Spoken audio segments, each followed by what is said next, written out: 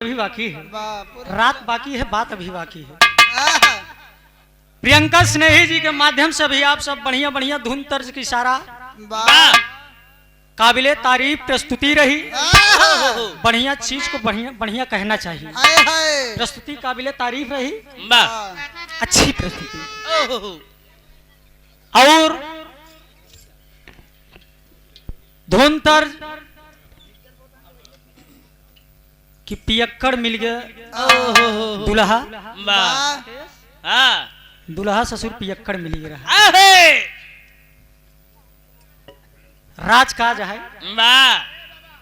आइए ज्यादा समय ना लेते हुए बिरहा जगत में एक नई पेशकश में देने जा रहा हूँ।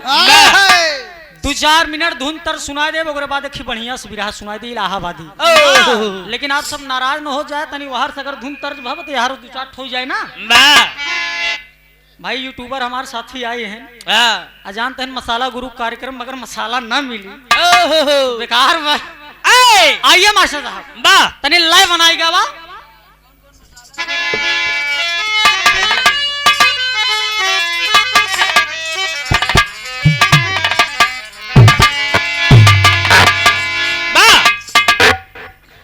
आप ठीक हो ना? बढ़िया बना। यही तो है मसाला गुरु का कार्यक्रम। आइए दीजिए।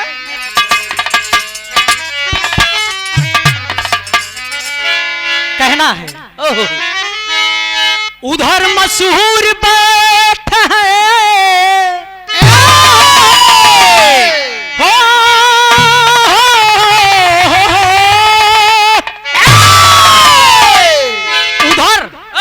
उधर मशहूर बैठे हैं, उधर मशहूर बैठे हैं, अरे इधर मजबूर बैठे हैं।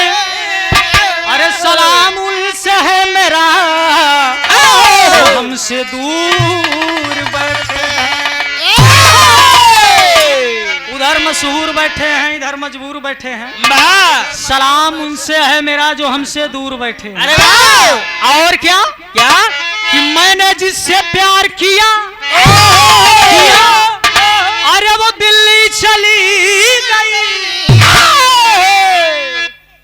ये प्रियंका की ना एक ही लड़की रहा है। कुछ दिन पहले हम लपेटम आई गए ना तो कान पकड़ लिया है। प्रियंका की नहीं ये लड़कियां रहा। प्रियंका, अरे मैंने जिससे प्यार किया, अरे वो दिल्ली चली गई। अरे जब दिल्ली गया मिलने तो वो इटली चली गई। फिर मैंने क्या सोचा, क्या अरे मैंने सोचा अरे बिजली, मैंने सोचा कि अरे मैंने सोचा कि बिजली का तार लाइनिया वहां तरवम रहा। जब मिल ही गए, जब वो छोड़ के चली गई, प्रियंका बने ऊपर ना ले। हम तो का नहीं कहते, हमारी सारा कहूँ और वो समझाते हैं। तो झांसाराम ध्यान दे, क्या कहना है। मैंने सोचा अरे बिजली का तार पकड़ के अरे अपनी जान दे दूं। अरे पर जैसे ही बिजली का तार पकड़ा तो अरे बिजली चली गई।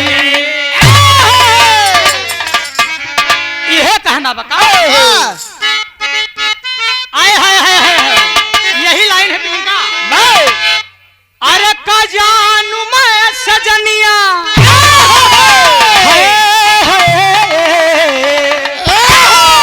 अरे क्या जानू मैं सजनिया, अरे चमकेगी कब सजनिया। क्या जानू मैं सजनिया, चमकेगी कब सजनिया। अरे का जानू मैं सजनिया, अरे चमकेगी कब सजनिया। अरे घर में गरीब के अरे उठाई ले घूंघटा, अरे उठाई ले घूंघटा, अरे उठाई ले घूंघटा, उठाई ले घूंघटा।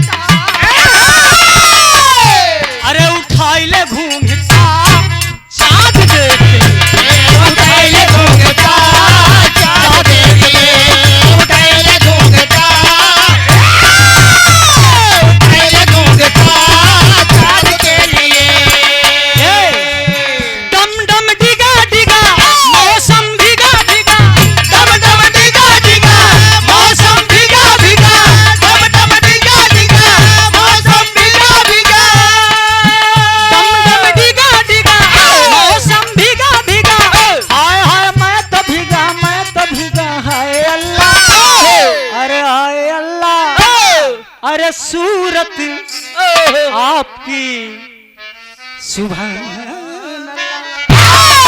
सूरत आपकी सूरत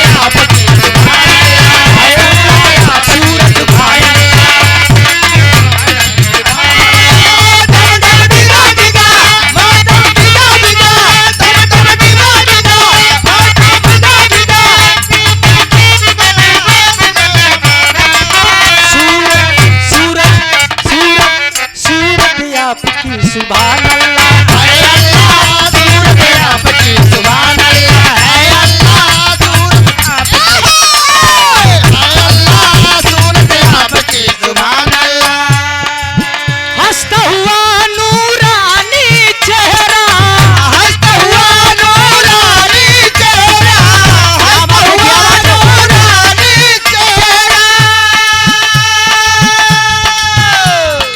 प्रियंका जब सही बताओ थी जनाब तीर चल जाता क्या कहूँ मासे अल्लाह दिए नजर आपकी क्या कहूँ मासे अल्लाह दिए नजर आपकी जी चाहता है खींच लूं तस्वीर आपकी क्या हंसता हुआ नूरानी चेहरा हंसता हुआ नूरानी चेहरा हंसता हुआ नूरानी चेहरा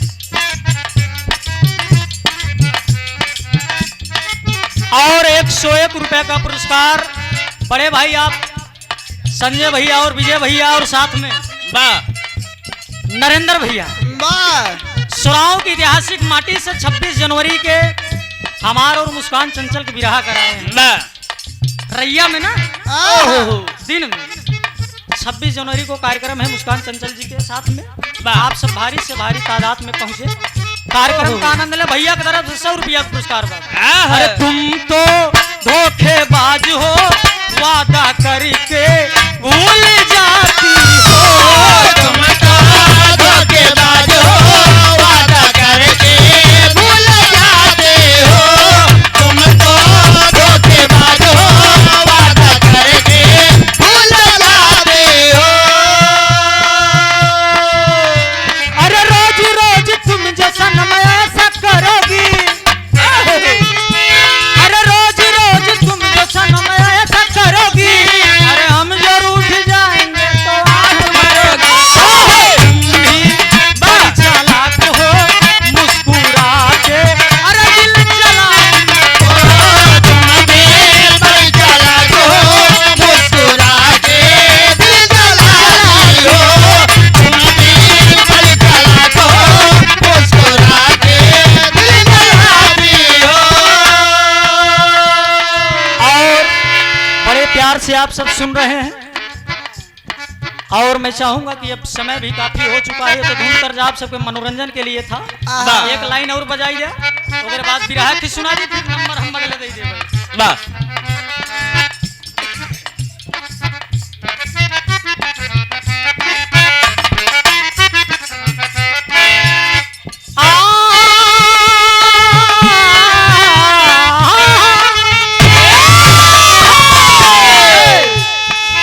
अरे मेरी सोहरा जबी तुम्हें मालूम नहीं मेरी सोहरा जबी तुम्हें मालूम नहीं मेरी सोहरा जबी तुम्हें मालूम नहीं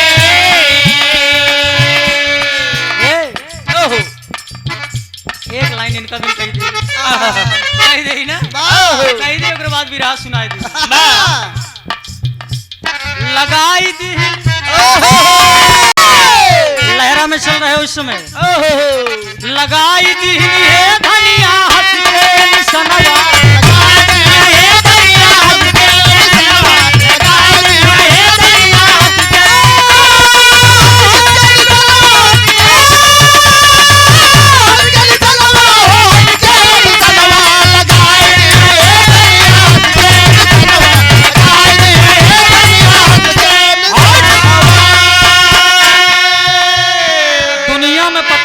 बनई के करनवा लगाई दिन हे धनिया दुई गुनी सनवा। आइए मास्टर साहब, ये तो धुन तर्ज रहा, व्यक्ति छोड़ के भी रहा, सुनाई दी सुनाई लायक भी रहा।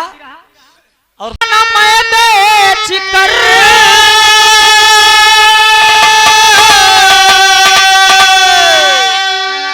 मैं किसी को पति मान सेवा करूं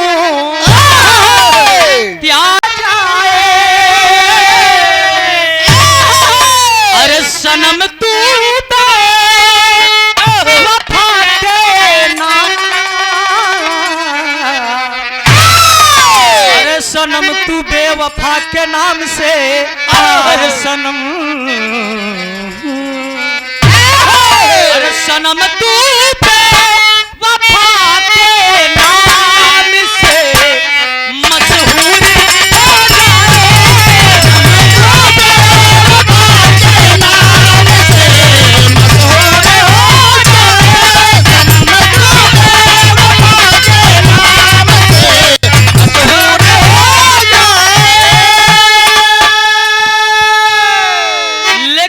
कव्वाली का भाव रहा, लेकिन ओरिजिनल भाव में क्या कहना है?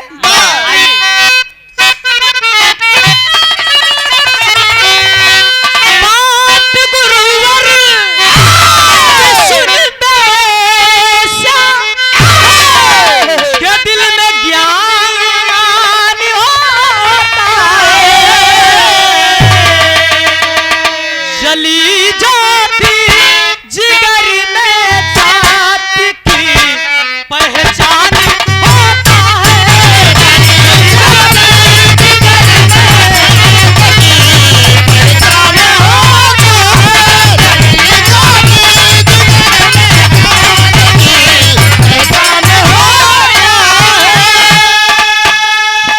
जली ज्योति जिगर में सत्य की पहचान होता है।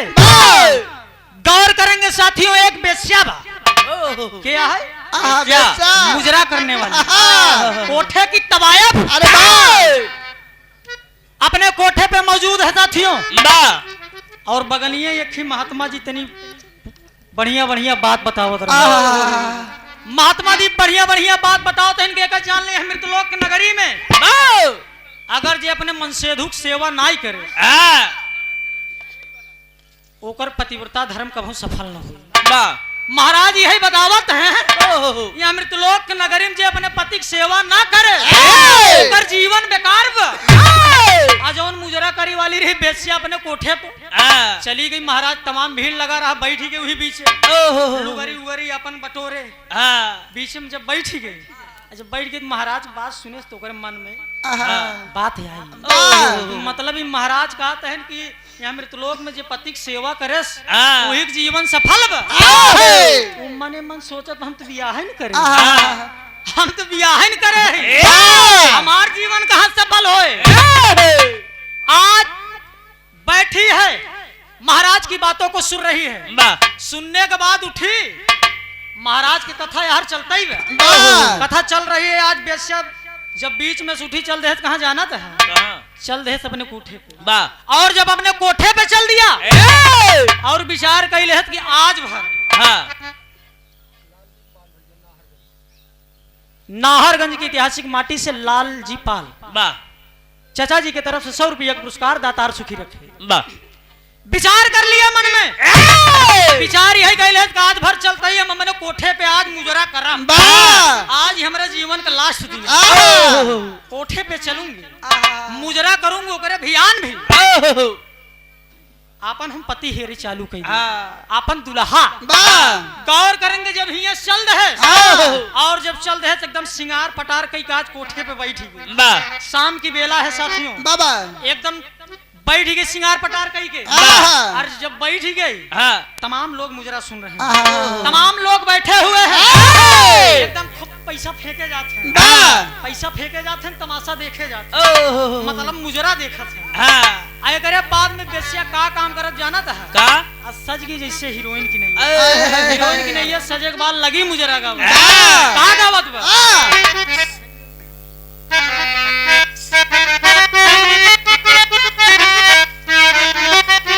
यही है आय हाय हाय यही लगी है।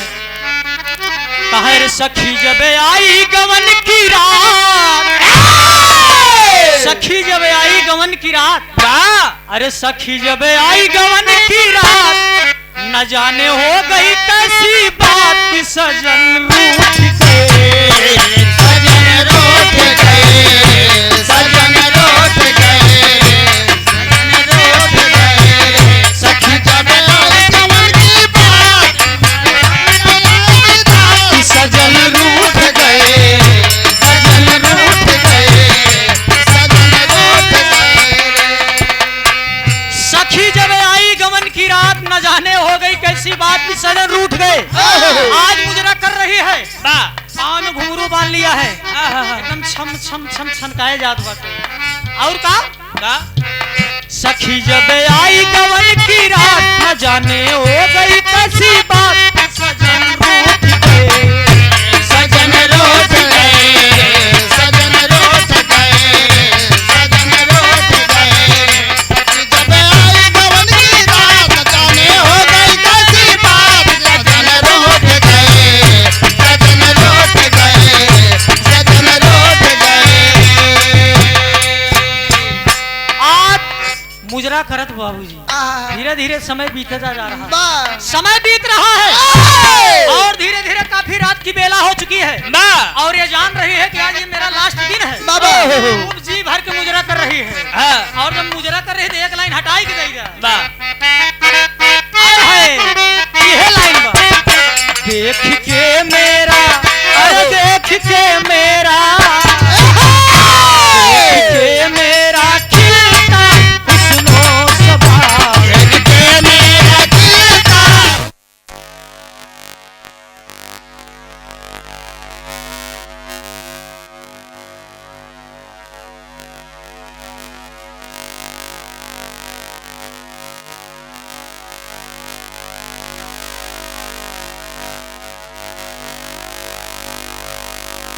चला लगी रहा।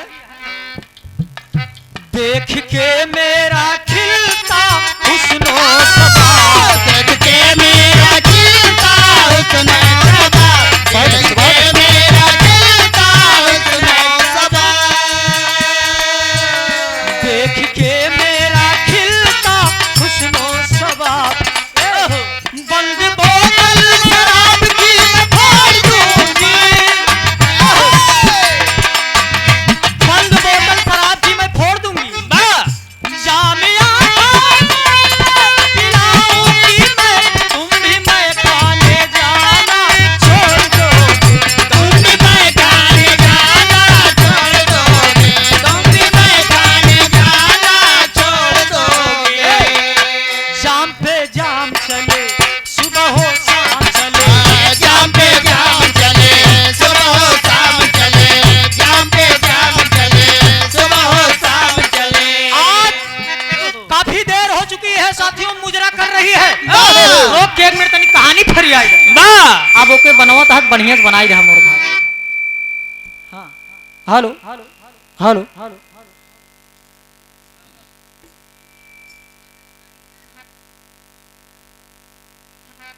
हेलो ठीक बा ठीक बा, अपन सेट करता हम काम करत रहा।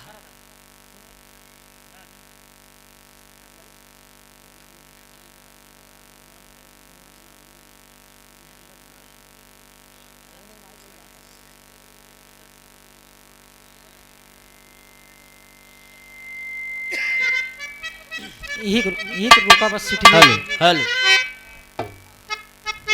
चलिए। बेवफा यूं तेरा मुस्कुराना,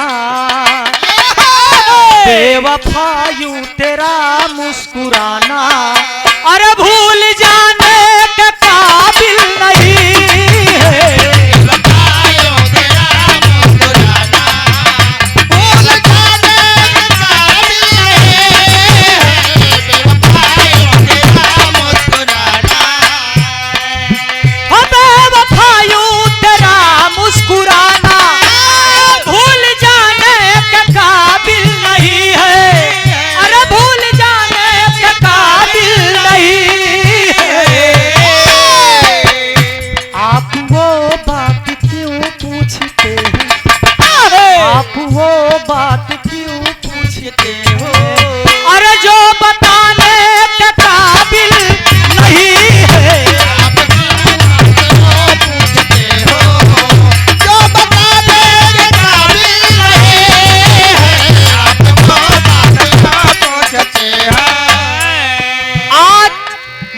समाप्त हो गया साथियों।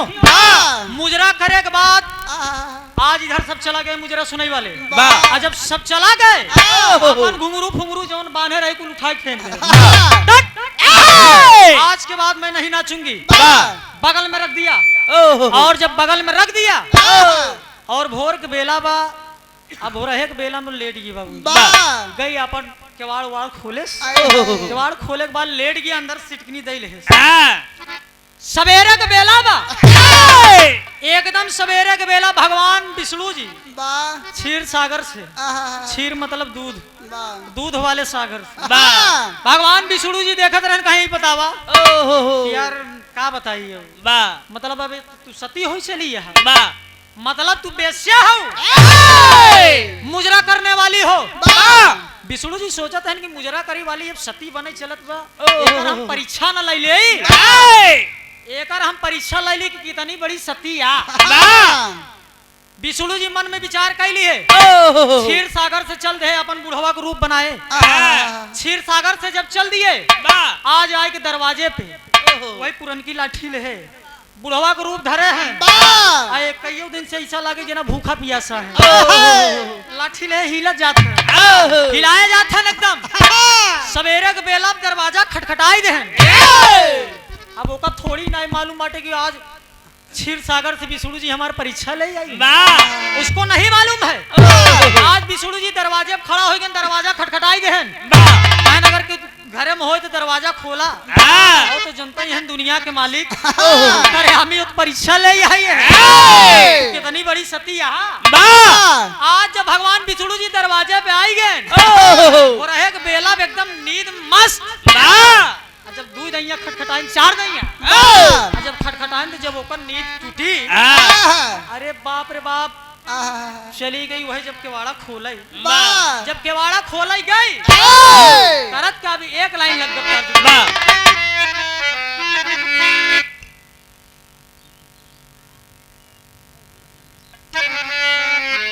और बड़े भाई आप रोहित विश्वकर्मा जी और आशीष विश्वकर्मा जी बड़े भाई के सौजन्य से 201 रुपए का पुरस्कार ऑनलाइन पेमेंट किया गया है। बहुत बहुत प्रणाम है। तुम्हारा प्रोग्राम ऐतिहासिक हुई रहे रहा हमसे मंच के नीचे खोई चाहे जमुआ बसनक कार्यक्रम हो ही नहीं। ध्यान दा मन में विचार कर लिया और सोचत बाटे यही सोच के सोई रही कि जे सवेरे हमारे सामने पड़े जब सोवई जात रही वो यही सोच के सोवई गई कि जे सबसे पहले इंसान हमारे आँखी के सामने पड़ी चाहे लूल हो चाहे लंगड़ हो चाहे जैसे हो वही हमार दुल्हाया मतलब चाहे जे हो सवेरे के बेला में जे सबसे पहले जैसे हमार मुलाकात हुई वही हमार दुल्हाया। जब केवाड़ा खोले जाए जब केवाड़ा खोले जाए मर घूंघट घूंघट कैले जाना तिवा ने जे केवाड़ा खटखटाए ये हमार दुल्हा एकदम मारे खुशी के मारा हम मारे खुशी के मारा गावत का बा मैं ससुराल नहीं जाऊंगी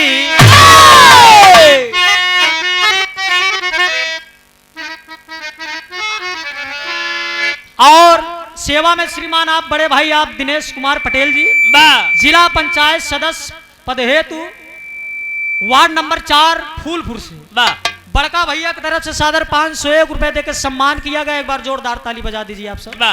बजाए दे राजू, ठंडी के महीना में के जान हथो ही गर्म हुई है।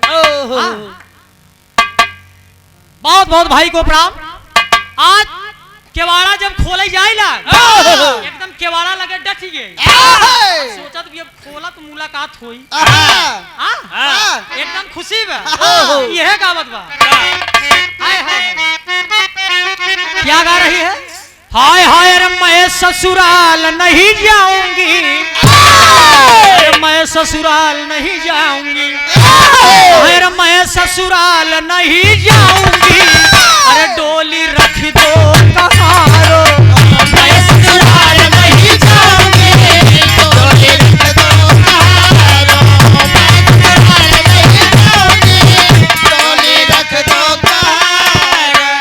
मैं ससुराल नहीं जाऊंगी, डोली रख दो कहारो। आज जब केवाड़ा खोलत बा, जब केवाड़ा खोलत भगवान आज विष्णु जी बुढ़वा के रूप बनाए, लाठी ले डग डग डग डग डग डग हिले जाता। आज जब ये वेश्या देखे को ओहो सवेरे के बेलम बुढ़वा से मुलाकात। जब वो दरवाजा खोले बुढ़वा ही मिला।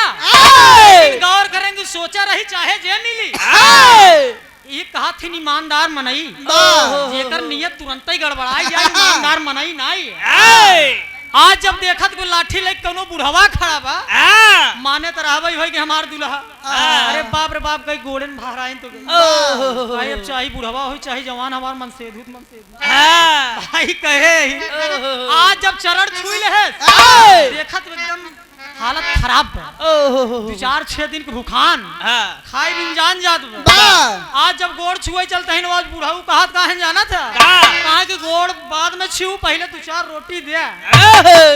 अब तो आप मन सेधु हमका मान ली हूँ, हम हो गए तुम्हार दुल्हा हो गए, लेकिन भूख बड़े जोर से लगी हुई। 2-4 रोटी अगर खिलाई दे अरे बाप रे बाप लई गई अंदर। लई जाए के बाद एकदम कपड़ा वपड़ा एकदम गंदा बा, 4 दिन के लोटे ओटे जैसे। आज जब लई गई तो भगवान विष्णु जी बढ़िया से खूब सेवा करत, और उसको ये नहीं मालूम है कि आज दुनिया के मालिक मेरी परीक्षा लेने आए। तई नहीं मालूम है। आज भगवान विष्णु जी बैठ गए हैं अंदर, और जब बैठ गए करत क्या लगी कपड़ा वपड़ा उतारे। सोचा कि कपड़ा वपड़ा गंदा हुई है, पछाड़ उछाड़ दे, साफ कही बैठाई के सेवा भाव में जुटी गई। आज पतिव्रता धर्म की पालन कर रही। एक तो दुल्हा मिलत वो पुरनिया सैया ला तोहरा लाइन गाय दी। हाय हाय हाय रे सैया मिला बड़ा हल्का भगवान कसम, सैया मिला बड़ा हल्का भगवान कसम, सैया मिला बड़ा हल्का भगवान, सैया मिला बड़ा हल्का भगवान कसम, सैया मिला बड़ा हल्का भगवान कसम, सैया मिला बड़ा हल्का भगवान कसम, सैया मिला बड़ा हल्का भगवान कसम। और आदरणीय आप राम यशपाल जी मुकुंदपुर की ऐतिहासिक माटी से 100 रुपया का पुरस्कार बहुत बहुत प्रणाम है। सैया मिला बड़ा हल्का भगवान कसम। कौनो अखी दुल्हन रही आज जब अपने ससुरे से नैहरे गई तो वही बतावत 2-4 ठी जब ओकर रमकलिया है जब सहेली मिली न नैहरे वाली कलौता प्रभुता है जब मिली अमरौता हरी, जब हाल समाचार होई लाग वही पूछे लागिन कि केस दुल्हा तोर कैसे बा। उ कहत वो दीदी दुल्हा हमार ठीक बाटे, साता रहन कौनो बात नहीं, सब ठीक बा, लेकिन एक ही गड़बड़ी। कहे अरे सैया मिला बड़ा हल्का रे भगवान कसम, कहे अरे राजा मिला बड़ा हल्का रे भगवान कसम। और का जाना कहे ओसे ओसे ओसे चले नहीं नलका, ओसे चले नहीं नलका भगवान कसम, ओसे चले नहीं नलका भगवान, ओसे चले नहीं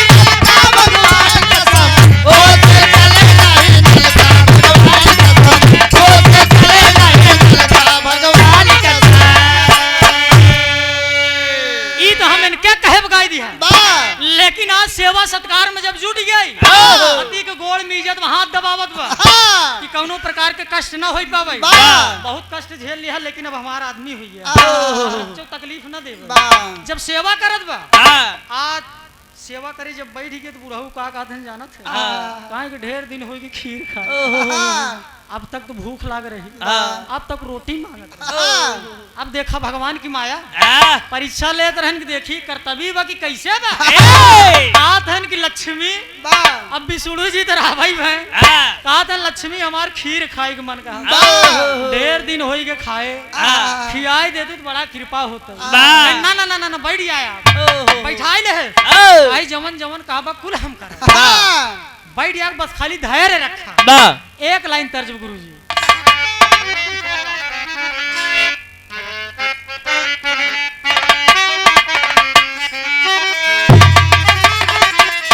बड़ी पुरानी लाइन प्रियंका इस लाइन को कलाकार भूल चुके हैं।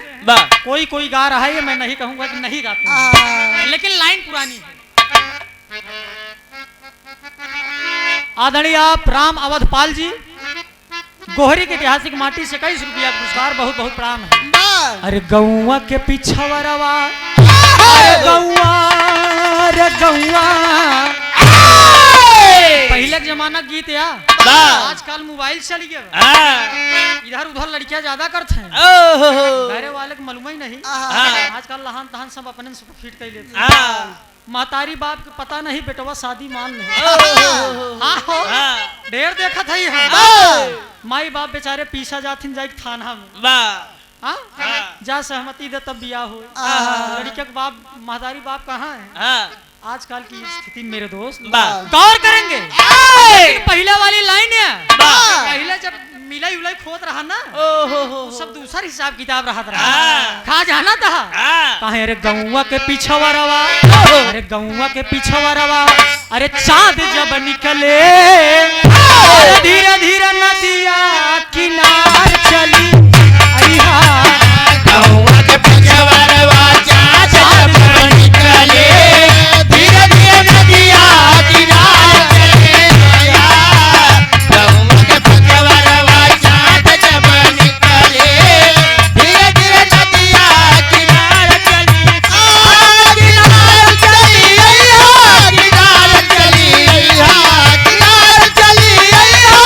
किनार चली गौवा के पीछवा रवा चाँद जब निकले धीरे धीरे नदिया किनार चली गौवा के पीछवा रवा चाँद जब निकले धीरे धीरे नदिया किनार चली गौवा के पीछवा रवा चाँद जब निकले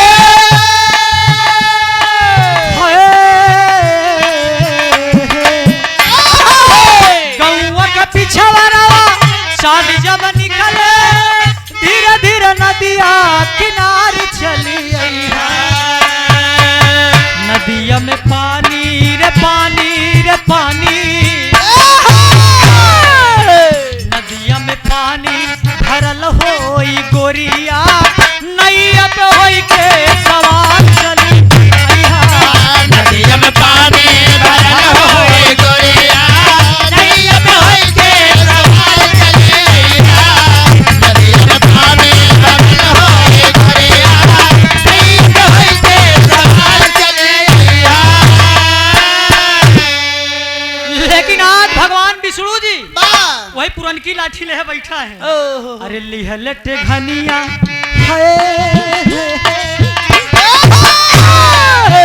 लिहलटे घनिया हर जी बनले पुरनिया लिहलटे घनिया हर जी आप समझाता ही बाहर जी जा लिहलटे घनिया हर जी बनले पुरनिया बैठ जहाँ देखा दुआर रही बेस्या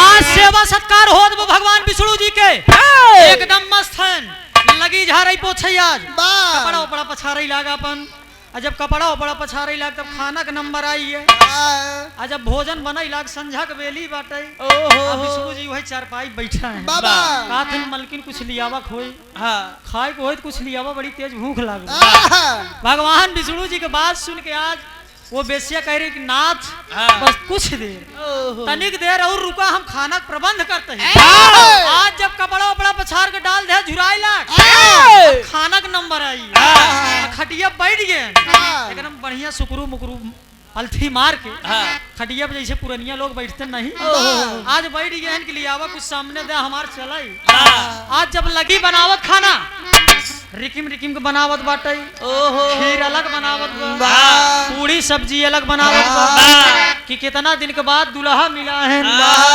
हाँ कितना दिन चल ही कितना दिन ना भला सेवई कैले कोई सकत मेवा मिल जाए ध्यान ना आज जब खाना बनैला खाना बनावत पूरी बेले जात बाटे आज पूरी बेले जात बाटे गावत का बाटे अरे सनना नरतिया डोल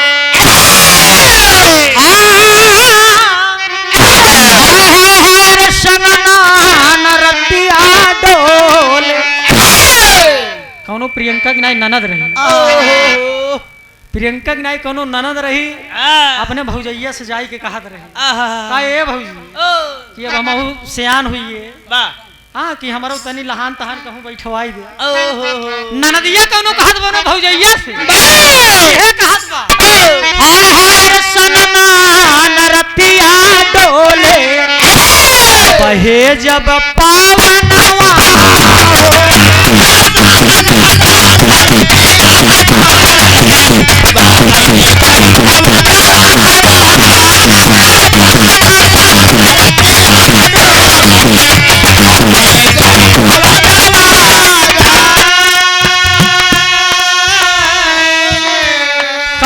सनना नरतिया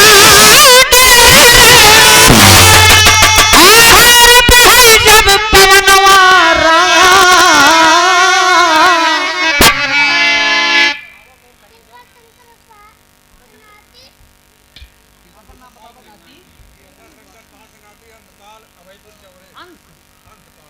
और आदरणीय आप चचा श्री कृपा शंकर पाल चचा जी के नाती अंशपाल जी की तरफ से 21 रुपया का पुरस्कार पढ़ा लिखा महतारी बाप नाम रोशन करा हाँ ऐसी ज्यादा हम देव का अन्ना हो तो भाई फिर भी रहिया बना कोनो बात नहीं बे चला आवा साहब हम कहाँ से आए अब नौटंकी कार्यक्रम हो तो जोकड़ में जाए के लगे अब हम नौटंकी कार्यक्रम थोड़ी की नाम मत दिखावता ध्यान दे हाय हाय तेरा नाम का दीवाना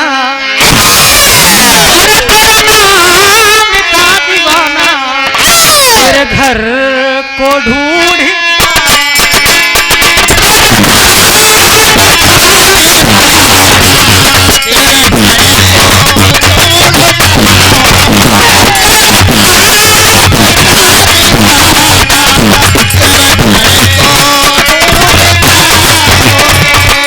आवाज मेरी पहचान लो मैं कौन हूँ तुम ये जान लो आवाज मेरी पहचान लो ये जान लो आवाज मेरी पहचान लो मैं कौन हूँ ये जान लो ये फिराक का मुसाफिर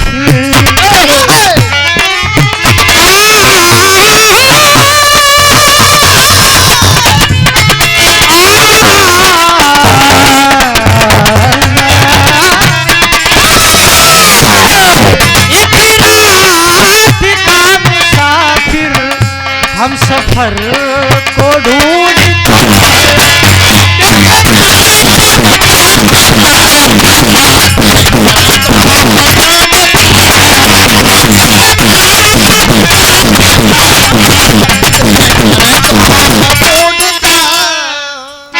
ये तो तनिष्क इशारा भरे आज तैयार बा खाना पीना बनावा तब जब खाना वाना बनाए के तैयार होइए बाबू आज जब खाना वाना बनाए के तैयार होइए आज जब अपने दुल्हा के बैठाई दे वही टाठी बड़की परात निकाल दे पहले बड़ी बड़ी टाठी रहत रही खाना निकाल दिया आज बढ़िया बढ़िया जब भोजन बनाए ले एकदम अपने मन से दुख सामने लिया के रख दे कहे लखा का थे नहीं खानवा देबू पनिया देबू हाँ पहले पानी दिया जा तब खाना दिया जा गई दौड़ के पानी एक लोटा लिया कहे ला तनी हाथ तो धोइल तब खा आज भगवान विष्णु नारायण भोजन ले बैठ गए हैं हाथ हो धोई ले हाथ हो धोए के बाद जब चालू कर दे भोजन आज भोजन चालू कर दे बाबूजी भोजन करत करत कहीं देवी नाराज न हो कहीं बोला ना का बात कहीं अगर नाराज ना हो तब हम कही कहीं में नाराज हुई वाली का बात अगर दो चार कचौड़ी और हो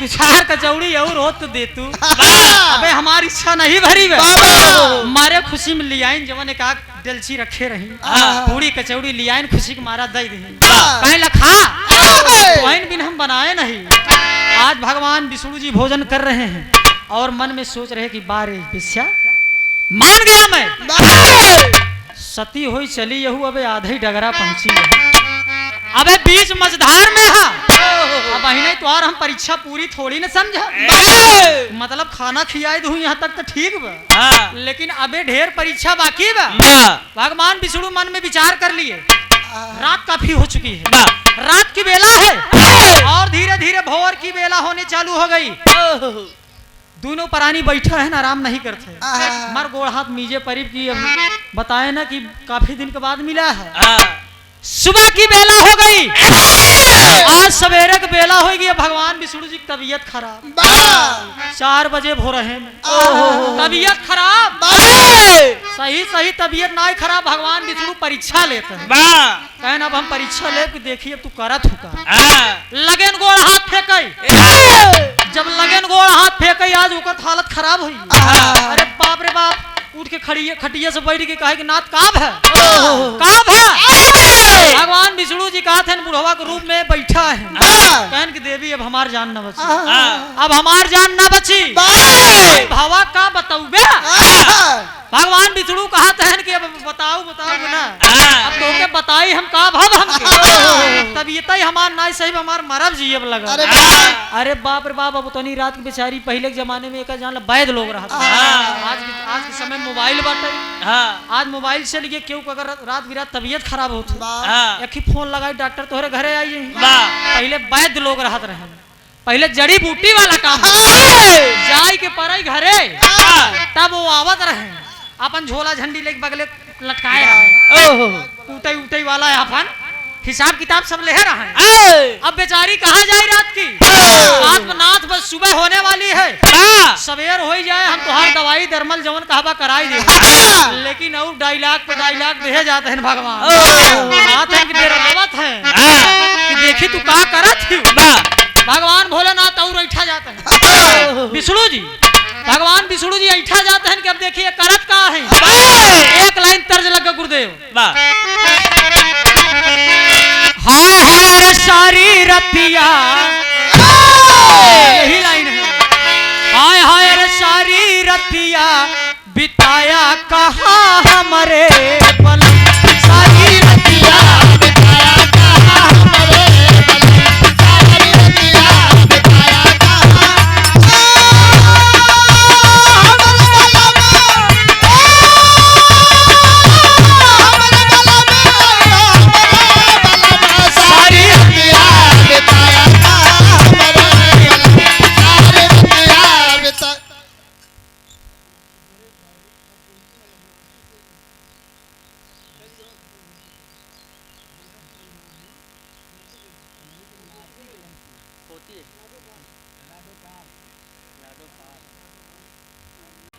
अरे नेबुआ नौरंगी सपन सब लागे नेबुआ नौरंगी सपन सब लागे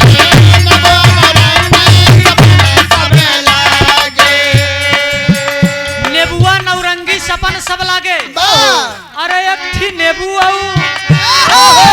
अरे एक थी नेबू न लाया तू हमारे सजन अरे एक थी नेबू न लाया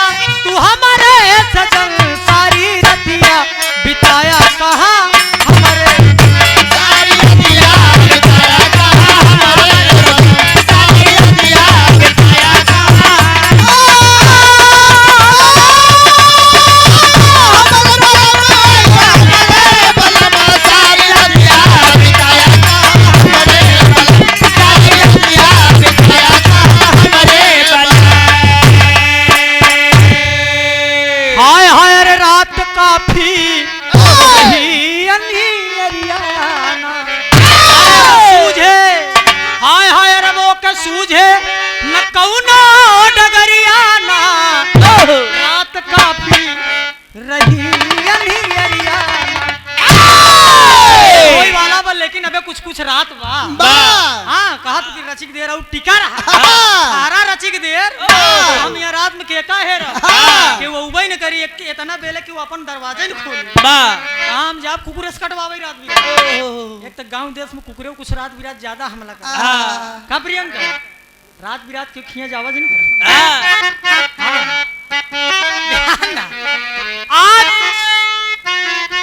देते समझा था यह दई देते लेकिन आज तनी कहानी हमका फरियावत बड़े कम समय में देव नंबर जल्दी जल्दी नंबर आवे आज भगवान विष्णु जी लेटा है ओके कुछ सुझाते नहीं आपको करी का सवेरे के बेला आएगी बाबूजी सवेरे के जब बेला आएगी आज भगवान विष्णु जी सोचा थे कि अब एकर परीक्षा हम कैसे ढेर जने की परीक्षा ले लेकिन एकर परीक्षा हम अलग तरीके से सोचन कि अब हम नाटक कैले नाटक का कैले कि अपन सांस खींच ले और जब सांस खींच ले ती जाने की मरी गए दिमाग लगा खटिया पे लेटा है खटिया पे लेटा है राम राम भजे जाते हैं राम राम सीता राम राम राम सीता राम राम राम सीता राम भजे जाते मोहरक बेला बेतने में अपन सांस खींच ले आ जब सांस खींच ले भगवान विष्णु जी बेस्या वहीं बगले बैठी क्या कहा बाबा बगले देखत बाटे के एकदम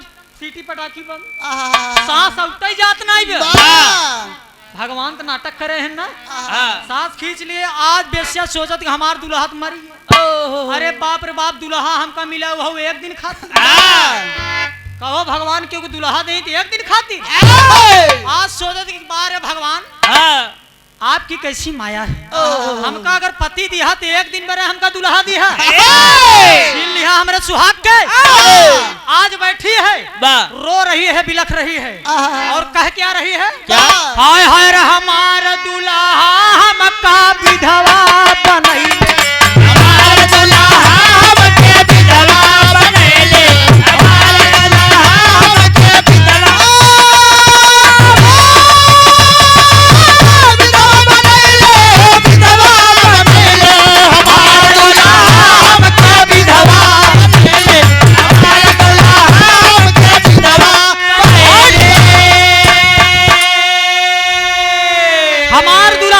विधवा बनैले चढ़ली जवनिया माई का देखैले हमारा दुल्हा हमका विधवा हमारा दुल्हा हमके विधवा बनैले हमारा दुल्हा हमके विधवा विधवा बनैले हमारा दुल्हा हमके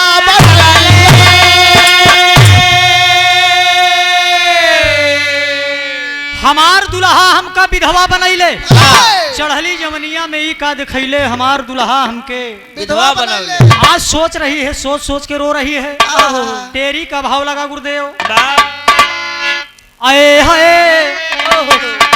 आंसू से दामन धोवई अपना आंसू से दामन धोवई अपना कहर रामा रामा आंसू से दामन धोवई अपना रामा रामा आंसू से दामन धोवई अपना रामा रामा आंसू से दामन धोवई अपना तबेश्यापति वियोग में तबेश्यापति वियोग में तबेश्यापति वियोग में तबेश्यापति वियोग में कारण कई के रोवई आंसू से दामन धोवई अपना है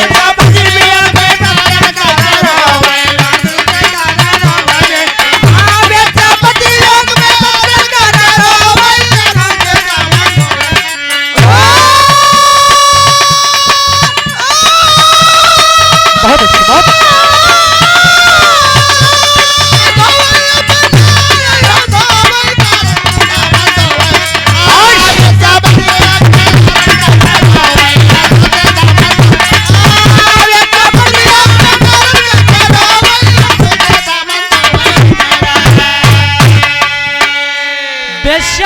वियोग में कारण कई को रोवई आंसू से दामन धोवई अपना। वाह आज रोवत बाटी बड़े जोर जोर से क्यों का चुप करावी वाला नहीं। वाह तमाम लोग बगल में हैं लेकिन सवेर तो भवई नहीं भव।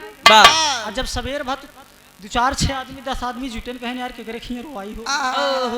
जब तमाम आदमी जुटे याद देख रहे हैं कि अगर पूछत है नहीं के रहा बेस्या ओकर जानत रहन के अगर बिया नहीं भव पूछे लागन कि के आ के कबिन रोवत है। तमाम लोगन से बतावत कि हमार मन से अधूर है काल ही बिया करे आ जाई भगवान के प्यारा हुई एक ही दिन मरे भगवान हमका मन से धू दे। अरे बाप रे बाप रोए जात बा आंसू पोछे जात बा। तमाम लोग यही कहते हैं कि जाए दे रे तोर इनकर इतने दिन के साथ रहा। हाँ भगवान इतने दिन बड़े भेजे रहे। बुलुक बुलुक रोए जात बाटे। हाँ 2-4 मेहरारू पहुंचिन चुप करावत इंजिन रो रे तबीयत तोर खराब हो जाए दे जवन भगवान की मर्जी रहा उभा लेकिन तई तई अपने संभार। आज ओका 2-4 मेहरारू लिया गईन बैठाई दिन बढ़िया से पानी ओनी दे दिन मोह धोवावे लागिन। आज तैयारी होगी कि भाई अंतिम संस्कार किया जाए। तैयारी हो गई अंतिम संस्कार किया जाए। आज खूब बढ़िया से चीता उता लगा दिए ले जाए कि कुछ दूरी पे कुछ दूरी पे ले जाए कि चीता जब सजा दिए और जब चीता सजा दिए तो आल्हा के भाव में कहना है गुरुदेव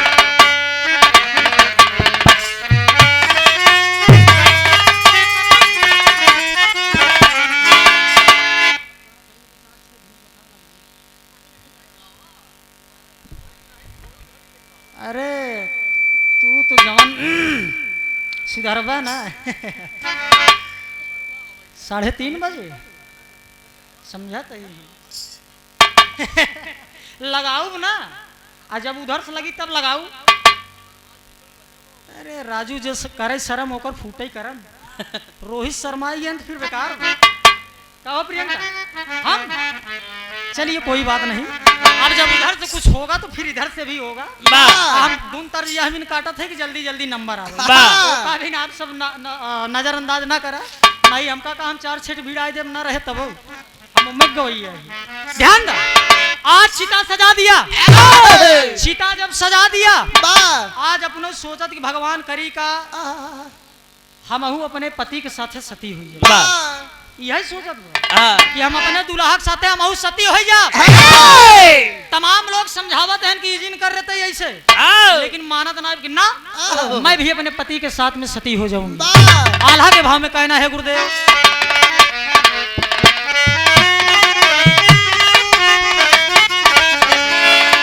हाय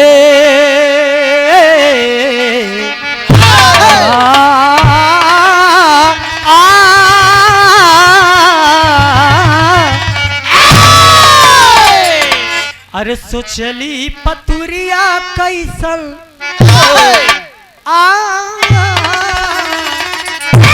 सोचली पतुरिया कैसल पति हम बनवली बाबू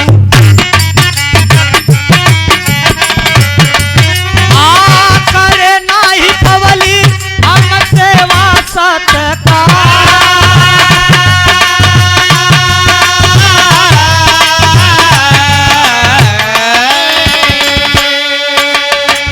सीतवा पे लाश लइके बैठल गुजरिया बाबू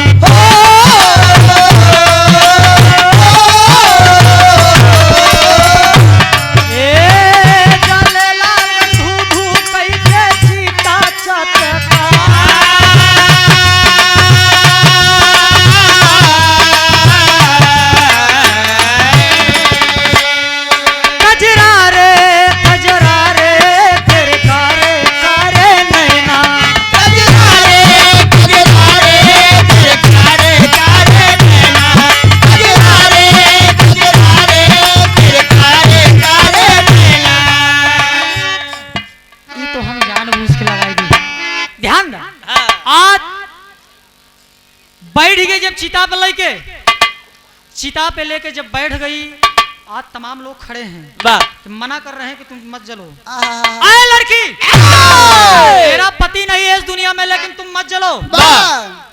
तुम्हारी अगर जिंदगी बची रहेगी, अगर तुम्हारी जिंदगी बची रहेगी तो न जाने कितना पति तो रही ही तो और दूसर बिया हो जाए। लेकिन आज सोच गई कि नहीं, मैंने वादा किया था सवेरे के बेलम जे भिटाए हम वही मन से धूमाना कि कहा कि हम इस तो थोड़ी मेहरारू है। गौर करेंगे आज चिता पे जब लेके बैठ गई बाबूजी, जब लेके बैठ गई आज चिता धू धू करके जलने लगी, चिता जलने लगी। आज विष्णु जी नाटक करे रहो, मरा थोड़ी न रहे, बुढ़ावा को तो रूप बनाए रहे, परीक्षा लेते रहे। जब चिता जलई लाग तो भगवान विष्णु जी वही चिता में से निकले, भगवान नारायण आज चिता में से निकलन बेस्या जलई लाग के बचावे वाला नहीं बे। चिता में आग लगाए के बाद मनाई चला गए, चिता धू धू करके जलने लगी। आज भगवान विष्णु जी सोचते हैं कि अब तुहार हम परीक्षा लेते हैं। भगवान विष्णु जी चिता के लकड़ी हर बाहर हटाए, वही निकर के भगवत भय चिता में से क्या निकर के भगा विष्णु भगवान, विष्णु भगवान देखो परीक्षा लेते रहे। आज जब विष्णु जी निकर के भगन ओकर आधा शरीर जरत बा, आधा शरीर एकदम जला जात बाटे, चिल्लात बा और चिल्लात बा और भगवान विष्णु से कह रही है, अपने पति से कह रही कि नाथ आपको मैंने अपना पति माना, आपको मैंने अपना पति माना, लेकिन आपने मेरे साथ छल किया है, आपने मेरे साथ धोखा किया है। आज रो रही है, बिलख रही है। भगवान विष्णु सामने खड़े हैं साथियों, नारायण खड़े हुए हैं, नारायण सामने खड़े हैं और कह रहे हैं कि तुम मत रो, मत रो, मैं तुम्हारी परीक्षा ले रहा था। आज जब बेश्या इतनी बात को सुनती हैं तो पूछ पड़ती कि आप हैं कौन, आप मेरी परीक्षा लेने वाले होते कौन हैं? नारायण खड़े हैं और हंस दिए दोस्त, कहन के हम के ही हम तो के बतावत है। आज भगवान नारायण जब अपने वास्तविक रूप में आए, आखिरकार जब असली रूप में भगवान नारायण आते हैं, विष्णु भगवान जब सती बेश्या देखती है तो बाबूजी एकदम हाथ जोड़ के रोने लगती है, कहती है कि नाथ आधा शरीर तो मेरा जल गया है। भगवान विष्णु कह रहे हैं कि अगर तुम चाहती हो, अगर तुम चाहती हो कि मैं तुम्हें जिंदा कर दूं तो मैं तुम्हें जिंदा कर दूंगा, लेकिन आज बेश्या करी कि ना ना ना ना ना, अब हमका चाहिए कि ना ही बात ये तो आपके हाथे अगर हमका मौत मिली बा, अरे भगवान के हाथे जेका मौत मिल जाए उससे बढ़िया चीज का बा। नाथ आपके हाथों में मौत हो रही है। आज नारायण कह रही कि रो मत, अरे मोर भैया नमस्ते, चिन्हत नहीं है, अच्छा अच्छा चला ठीक वो सामने होगा तब देख ले भाई, ध्यान दे। आज विष्णु जी खड़ा है, विष्णु जी कहा था अगर जौन तो कम मांगे खोई मांग ले, बेश्या कह रही कि मुझे चाहिए कुछ नहीं भगवान, आपका दर्शन हो गया, इससे बड़ी चीज मुझे क्या चाहिए? एक ही चीज चाहिए, मेरी एक इच्छा है। क्या? मेरी इच्छा यही है कि अगले जन्म में हमारी और आपकी मुलाकात हो। गौर करेंगे बाबूजी, भगवान विष्णु आज आशीर्वाद दे रहे कि जाओ जाओ, ये मेरा आशीर्वाद है। अगर तुम चाह रहे हो कि हमारा और तुम्हारा मिलन हो तो कलयुग जब लगेगा, सतयुग बीते के बाद जब कलयुग लागे तो हमार अवतार होए और तोहरा अवतार हो, हमार तोहार मिलन होए, कौने रूप में मिलन होई हम बतावत ही। आज जल रही है बेश्या, लेकिन रो रही है, बिलख रही है, अपने स्वामी से क्या कह रही है? क्या लगाए जहां लगाए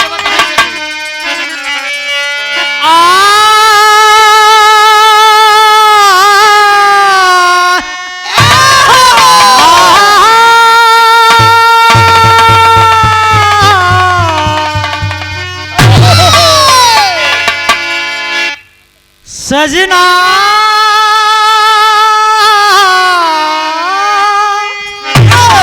अरे दिहला बहुत कलेश, सजना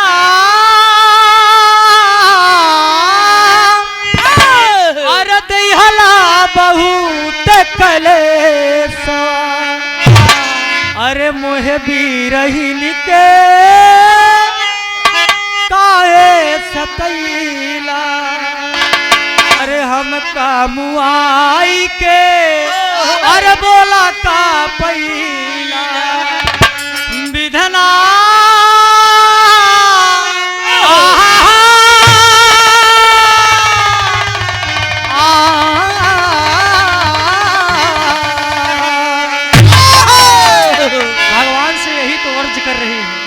भगवान आपका ये रूप मैं कभी दोबारा देखूंगी कि नहीं। वाह आयनाथ, मैं जल तो रही हूँ, मैं जान रही हूँ कि ये मेरी शरीर जल जाएगी, बचूंगी नहीं मैं, लेकिन आपका ये जो रूप मैं देख रही हूँ नाथ, ये रूप मैं दोबारा नहीं देखूंगी। लेकिन भगवान कहे जाते हैं कि तू घबरात काहे?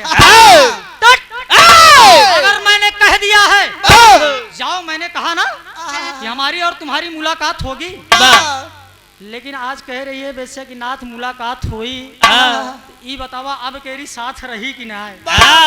यही सवाल कही कि अब केरी साथ रही कि ना? आज भगवान विष्णु जी कह रहे हैं कि जाओ हमार तोहार साथ रही, जन्म जन्म के साथ रही, एक तू टेंशन ना ली। आज गौर करेंगे बाबूजी, बेश्या जल के राख हो गई, सीता में जल गई, भगवान नारायण अंतर ध्यान हो गए। भगवान नारायण जब अंतर ध्यान हो गए तो कलयुग में होता क्या है, भगवान जो वादा किए थे उस बेश्या से आज अपना कर्तव्य पूरा कर रहे हैं। लास्ट लाइन में कहना है,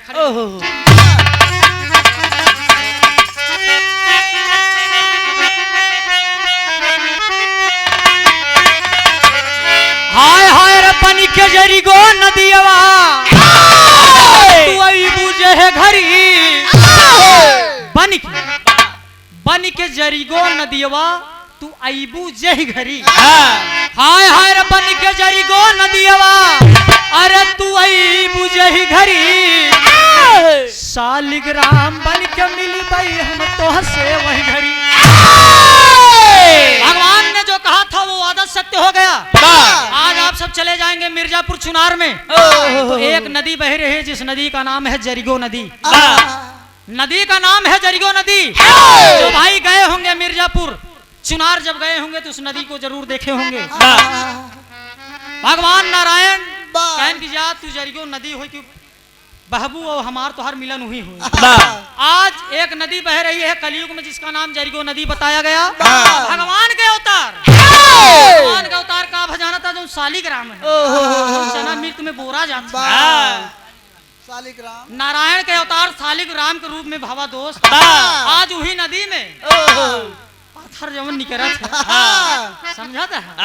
गौर करेंगे भगवान आज जमन कह रहे हो बात सत्य हुई, कह रहे हैं कि जाओ हमार तो हर मिलन होए। आज जरिगो नदी बह रही है, हमारे साथी जो नहीं गए होंगे जाके देख लेंगे मिर्जापुर चुनार में जरिगो नदी बह रही है और भगवान विष्णु का वही नदी में मिलन भा सालिग्राम बन के जाए के वही मिलन उनसे जौन पत्थरवा जौन उनमें डाल के चना मिर्तवा में गोल गोल गोल गोल हाँ जौन पूजावा थी वो के हैं सालिग्राम। सालिग्राम रूप का है पहला वाला भगवान विष्णु। आज भगवान विष्णु नारायण कलयुग में सालिग्राम के नाम से जाने गए और बेश्या के दर्शन दे दोनों जने के मिलन भा। यही गाना हमार समाप्त बा, हम ज्यादा समय नहीं ले, हम 1-1.5 घंटा वाले गवैया नहीं है। हमारा ये सोच रहता है कि जल्दी जल्दी नंबर आवे, अब है तो हम 4 घंटा चालू कर दिए। घबरा जी, गौर करेंगे, तैयार रहा तू ज्यादा चालाक है इस समय, तैयार रहा। आज भगवान विष्णु जरिगो नदी में जाके मिले उस बेश्या से और उसे दर्शन दिए। जन्म जन्म का साथ भगवान विष्णु का और बेश्या का हो गया। बाबूजी गाना मेरा यहीं पर समाप्त है। लास्ट लाइन में कहना है,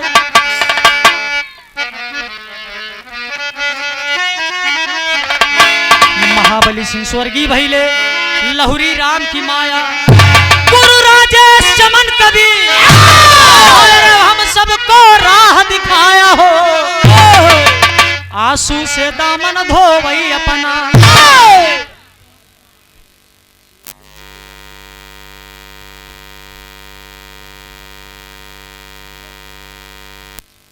आदरणीय आप दादा श्री राम अभिलाख पाल जी बीरापुर की माटी से 100 रुपया का पुरस्कार, बहुत बहुत प्राण आशीर्वाद की प्रतीक्षा है। आंसू से दामन धोवई अपना, रोहित कहाई की पंचो पूरा होई सपना, आंसू से दामन धोवई अपना, रोहित कहाई की पंचो, आंसू से दामन धो। अरे दोनों सहेली बिल्कुल कहेली, जैसे पूछो नहाल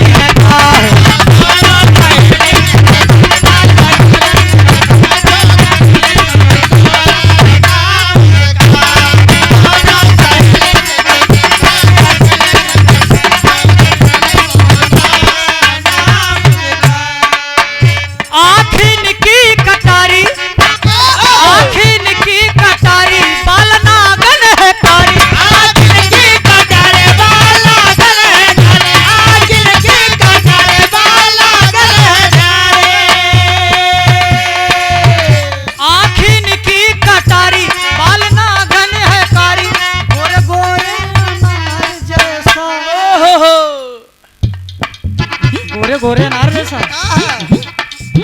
अरे गोरे गोरे अनार जैसा है गाल है क्या है।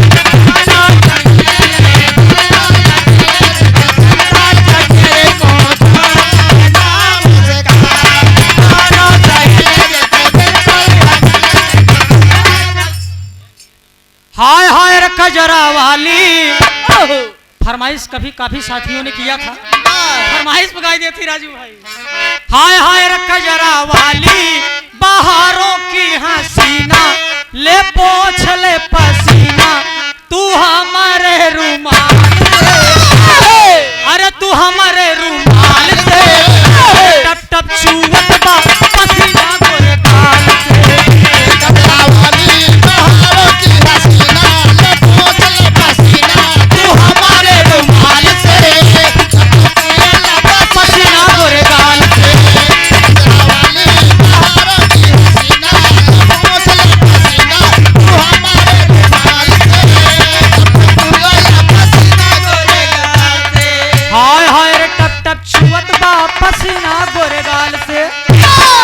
नंबर हम दे देते प्रियंका जी को। बहुत बहुत प्राण है, आप सबने इतना कीमती समय निकाला मेरे लिए, बहुत बहुत प्राण है।